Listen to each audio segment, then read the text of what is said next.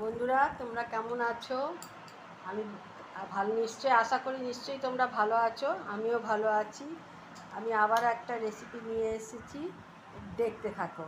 এই ডালগুলো আমি ভিজিয়ে রেখেছিলাম, এই এখন মিক্সিতে দিয়ে নিচ্ছি, মিক্সিতে পেস্ট করে নেব।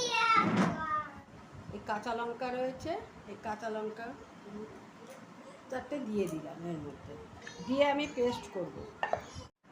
আমার এই ডালটা পেস্ট হয়ে গেছে। এর মধ্যে কিছুটা পেঁয়াজ কুচি দিয়েছি। এইবার আমি ডিম ভেঙে, একটা ডিম, দুটো ডিম দেবো।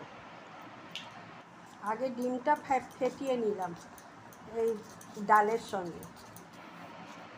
এর মধ্যে আমি পরিমাণ মতো নুন দিয়ে দিলাম, একটু জিরের গুঁড়ো দিলাম, একটু হলুদ দিলাম, হলুদের গুঁড়ো। ব্যাস, এইটাকে আমি মিশিয়ে নেবো একটু। আমি এই মিশ্রণটা, ডালের মিশ্রণটা ঢেলে দিচ্ছি।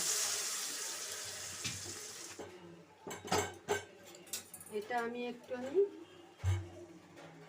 চাড়িয়ে দিচ্ছি। এবার একটু আমি চাপা দিয়ে দিচ্ছি। এগুলো একটু পিস পিস করে নিচ্ছি কড়াইয়ে। এইগুলো ভাজা হয়ে গেছে আমার, আমি এবার তুলে নিচ্ছি।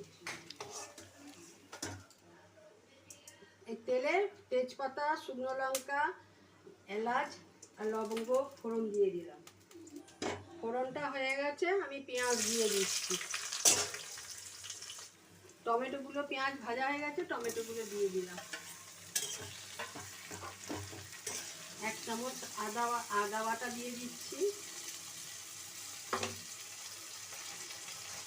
এক চামচ রসুন বাটা দিয়ে,